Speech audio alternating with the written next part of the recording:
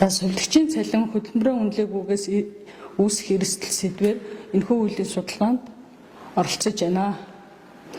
За уг судалгааг болохоор Аранга нэгдсэн эмнэлгийн амар жаргал ахлагчтай баг, за ашуусын багш, оюун цэцэг солонгоо багш нарынхаа удирдлагаар энэхүү судалгааг хийж оролцож байна. За судалгааны түлхүүр үг нь болохоор совилгч цалин үнэлэмж. Уг судалгааг хийх зорилго нь болохоор совилгч нарын цалин ер нь амьдралд хүрэлцэхгүй байна. Энэ юунаас шалтгаалж байна гэсэн асуудлыг олж илрүүлэхийн тулд энэхүү судалгааг хийж оролцсон.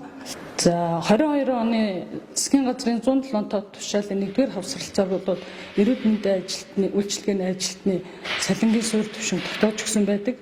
За энэ дээр болохоор совилгч нарын цалингийн суурь түвшин тогтооцсон байгаа. За энэхүү судалгаанд болохоор эрүүл мэндийн байгууллагт совилгч мэргэжлээрээ 15 жил ажилласан, өдрийн 8 цагийн ажил хийж буй нэг совилгчийн цалин дээр анализ хийж тэгээд совилгч нарыг бүлгийн ярилцлагаар оролцуулж энэхүү судалгаагаа хийсэн. За уг судалгааг хийсний үр дүнд нь болохоор совилгч нар нь хөдөлмөрөө үнэн зөв үнэлж чадаагүй. За хийж буй гардан ажилбар үйлчлүүлж буй өвчтний тооноос үл хамааран суурь цалин тогтмол байгаа зэрэг нь совилгч нарын цалин амьдралд хүрэлцэхгүй байгаа нь харагдаж байсан.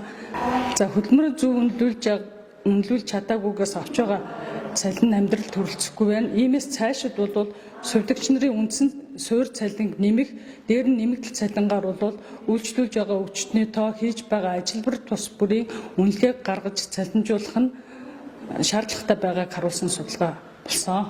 За энэ 15 жил ажилласан совилгч нь засгийн газрын тогтоолоор бол Төв аймаг 4-оор сард үндсэн цалин нь бол 799,806 төгрөг байгаа. За энэ дээр болохоор төрийн албаны нэмэгдэл 15%, олон жил ажилтны нэмэгдэл 10%, хоолны нэмэгдэл 70,000 төгрөг, нийт ингээд нэмэгдэл нь 269 төгрөг. Үүнээс суудгуудаа хасаад гар дээрээ өнөөдөр нийт гар дээр авж байгаа цалин 815,000 төгрөг болж байна.